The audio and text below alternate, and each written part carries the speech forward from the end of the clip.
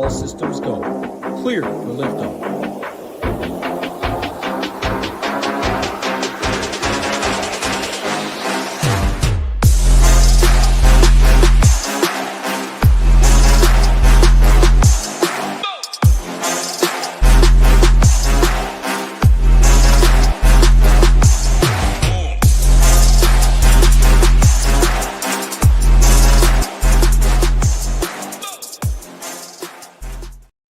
Good evening. Happy Friday night. Obviously, another time we were in a new location. Like I said, when I was in, I think, Orlando for the PGA show, I want you guys to count how many locations we are in this year with the boots travel, with just like me being a mobile man. We are in a new location. So we are up a little bit north from my house in West Palm. We're up in Stewart at my parents' house. It's my Uncle Joe's birthday. It's my Uncle Joe's 70th birthday. So they had a surprise party. Everyone came down from New Jersey, surprised them. He was very happy. I had to leave the party early, but that's the life as a contentsman. You have to make the choices, and I choose this life to deliver you guys some PGA Tour thoughts, because who wouldn't want to talk about PGA Tour thoughts when you can be partying with the family? Like, this is what matters. The showdown stuff is what matters, and we had a nice little showdown day today. Before we get into it, I also want to talk about, like, I had to wear a collar today because it was at like the club, as they call it, the retirement home club. I had to wear a collar, and I had to flex the Pebble Beach golf links shirt, obviously Malbin. But I wanted to say something because I don't want to be a logo guy, and I never will be a logo guy, I don't think. Like, you know how like they have the Twitter burner guys, like they wear their LACC logos, they're just private, the private club guys. I do not want to be that guy. And I obviously travel with boots and go to a lot of cool courses. I could definitely grab some merch and just rock all the time. And I wasn't going to buy any Pebble merch, but I saw that, you guys know, obviously Pebble Malbin. I had to get this. I just had no choice but to get this shirt. So that is why I'm wearing it. But at the core, I'm not a logo guy. I rock my Malbin. I feel like I gotta choose my lane. And my niche is just rock the Malbin. I do have a lot of like event merch, because when I was like younger, whenever I would hit an outright, I would buy that tournament's polo. So I have some of those, but I kind of stopped doing that because I just don't want to be a logo guy. I just feel like it's not me. I don't look like a logo guy, so I don't want to be a logo guy. But I had to rock the Pebble shirt. And also, before we get into it, what's the answer? Drop a comment. Is it Coke Zero or is it Diet Coke? If you had to choose one, what are you going with? My answer is Coke Zero. Coke Zero, I think, is the answer to if there is a debate. I got some in here. But what do you guys think? Is it Coke Zero or is it Diet Coke? Nonetheless, we are here to talk Riviera Showdown Round 3. So I will bring up the showdown, or not the showdown, the leaderboard for Round 3. Here we go. And I'll bring this up first. Riv 2026. Shout out Vincerix Golf. Nuke City. Looking at both the leaderboard, looking at how guys did it today, legitimately Nuke City. Adam Scott, still playing, 5th in driving distance.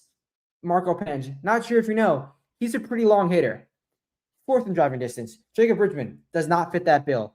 He was the luck box putter of the day, which we will get into Bridgman. He gained the most strokes putting, and as they say in all the showdown streams, there's going to be one guy who nukes the slate with a luck box putter, and I'm never going to try to predict that guy. Jacob Bridgman was that guy today. Kirk Hidayama, not sure if you know, but he's a pretty long hitter. He wasn't the longest today. He had a better ball striking day than just total nuke, but nuker at the core. Rory McIlroy, have you guys heard of Rory McIlroy? He's the driver pretty far. Let's go down. Xander was kind of all green Xander. Didn't do anything crazy in terms of distance.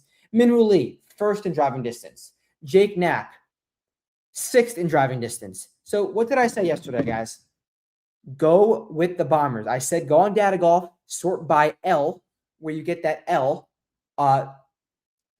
long, and you could find some stuff. Hopefully, you guys made some hay with that. So I'll bring up today's slate plan, recap a little bit. Our core wasn't anything great. Our core was not horrible, though. You could have cashed with the core. You could have cashed with Minwoo Lee in there. You could have cashed with Johnny Vegas in there and Rory McIlroy in there. Not the greatest score in the world, not the greatest slate plan in the world, but definitely, if you followed this, and also we're going to get into that win split, that wave split. It was a wave split victory for us. If you faded that early slate and went with the Bombers, you probably got on the right guys. And I saw some ship it logos. I saw some flags in the contest. So I know you guys did well. So this was today's scoring.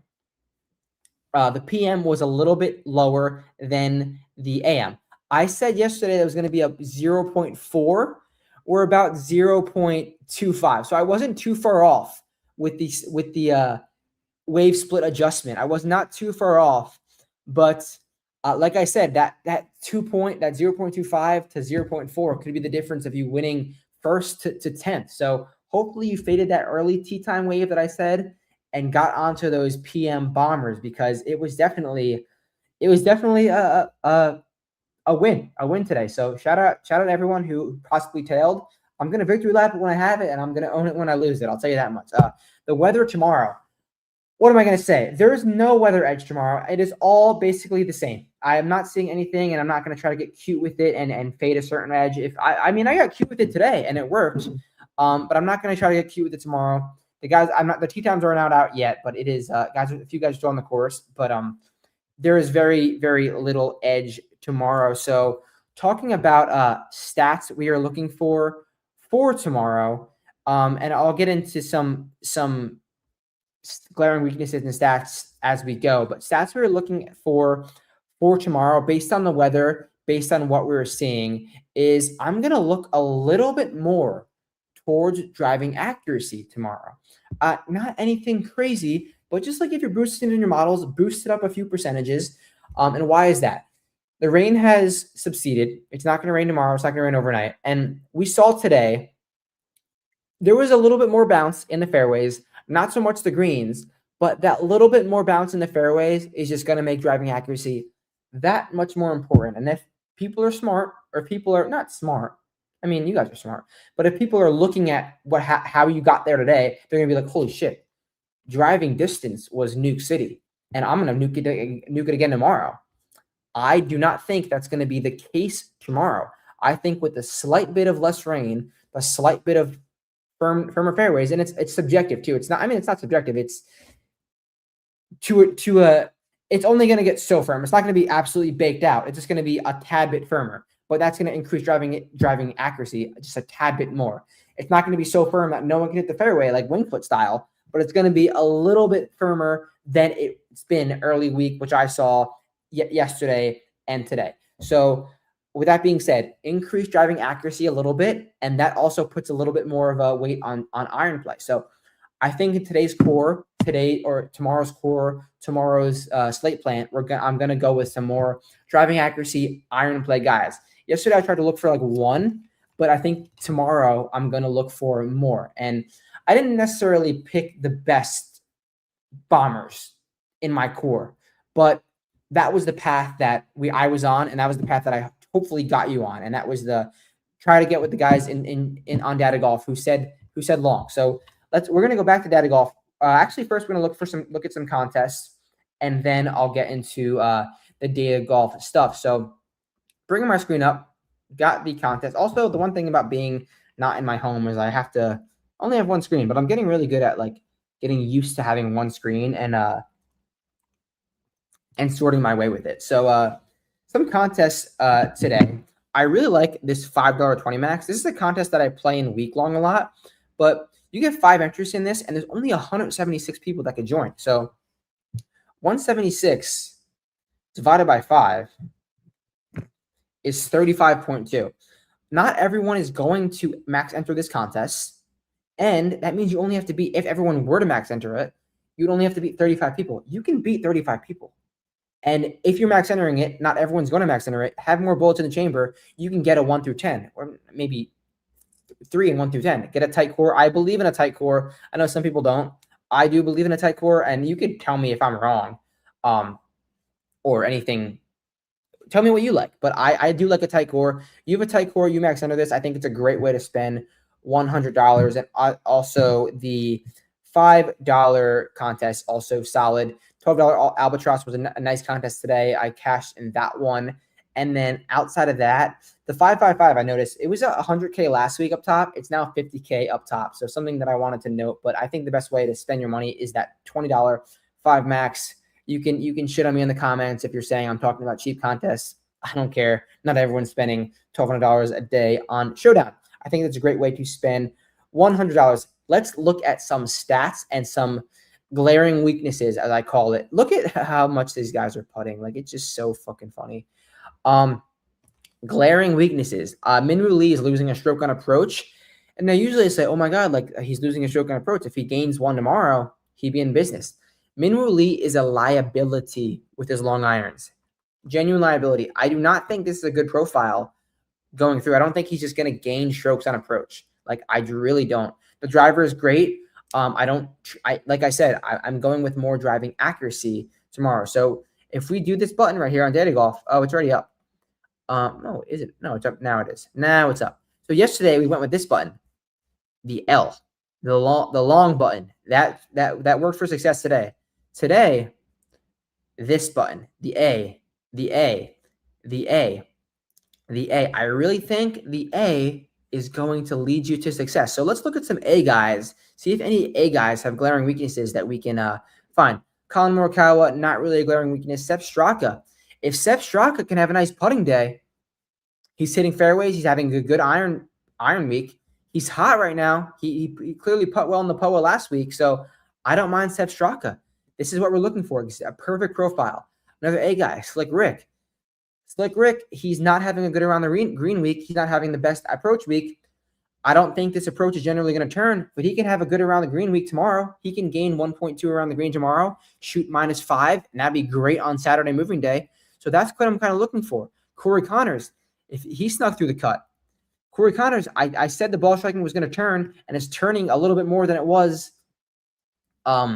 the past 2 weeks, and it still hasn't turned yet. If he has one of those vintage Corey Connors off the tee weeks or off the tee rounds, approach rounds, Corey Connors could be in for a great round. So I really think sorting by A, driving accuracy, is going to get you different one, and I think it's also just the nuts tomorrow, actually. So looking at some projections, looking at some of the stone, we have some interesting stuff in that. I'm going to bring up some no. I'll get to the comments later, but no, you do not have to be a Data Golf subscriber. You just have to sort by it, and I'll bring it back up and show you how to do that. So bring the banner up because I got to plug, as always, projections. They will be up soon. Get to the site, get to the projections. The projections are a great way to integrate with SaberSim. They all will be up in SaberSim. You don't have to do anything. They will automatically be up there. If you want to make some tweaks, go make some tweaks. The stone today.